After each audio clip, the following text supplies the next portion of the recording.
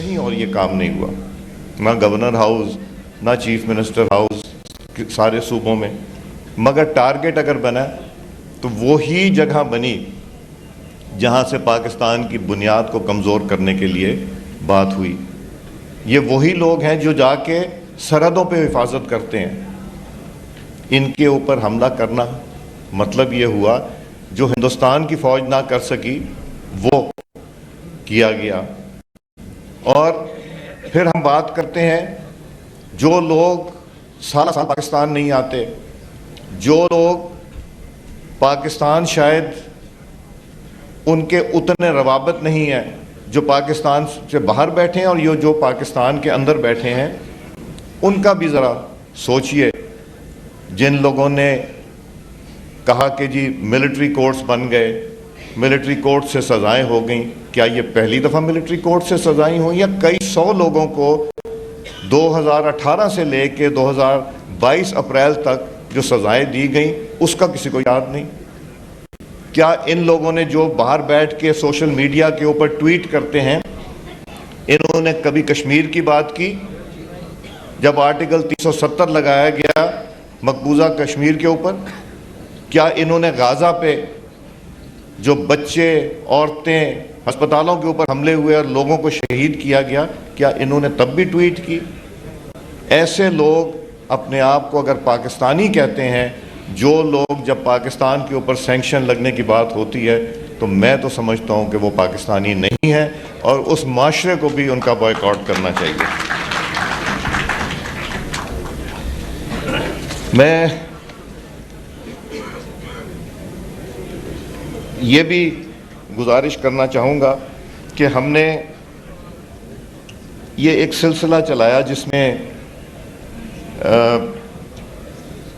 سعد رفیق صاحب، رانا ثناء اللہ صاحب اور ہمارے سینئر قائدین، میرے سے تو سبھی سینئر قائدین ہیں، ان سب نے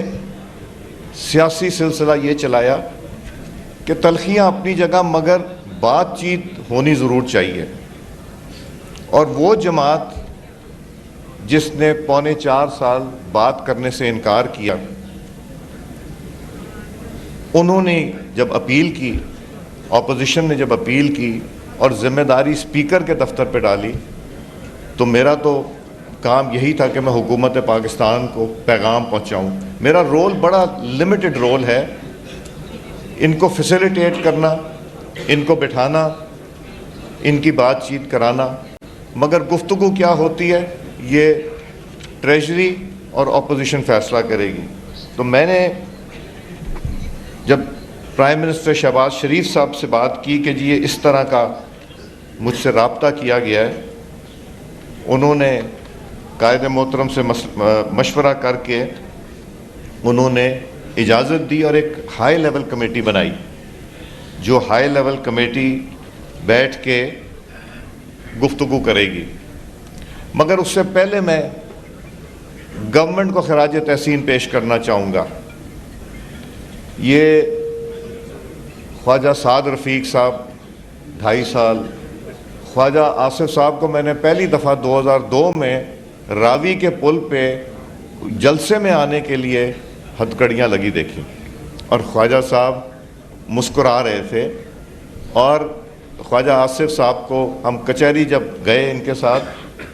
تو وہاں پہ جو رویہ تھا پولیس کا وہ بھی کچھ شرمندہ سے تھے۔ پھر اس کے بعد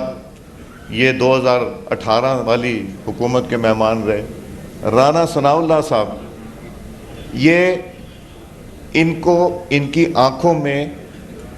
ایک مسئلہ ہے، اس کو گلوکوما کہتے ہیں، جس سے آنکھ ضائع ہو سکتی، ان کو دوائی نہیں دی گئی، خدا نخواستہ ان کی آنکھ ضائع ہو سکتی تھی۔ خواجہ آصف صاحب کا ہرنیا کا آپریشن ہونا تھا، بڑی مشکل سے اجازت ملی، مگر جب اپوزیشن کے ممبران MNAs جب حراست میں لیے گئے اسلام آباد سے، تو اگر حکومت نہ چاہتی تو ان کے پروڈکشن آرڈر نہیں ہونے تھے، انہوں نے اسمبلی میں نہیں آنا تھا، انہوں نے اپنے لاجز میں نہیں جانا تھا، چونکہ 3.25 سال کے عرصے میں خواجہ سعد رفیق صاحب، خواجہ آصف صاحب، رانا ثناء اللہ صاحب کو یہ موقع نہیں ملا تھا. ان کو وہ فیسلٹی نہیں ملی تھی جو ایک ممبر کو ملنی چاہیے اور اس کا حق بنتا ہے. مگر ان سب نے جمہوریت کی خاطر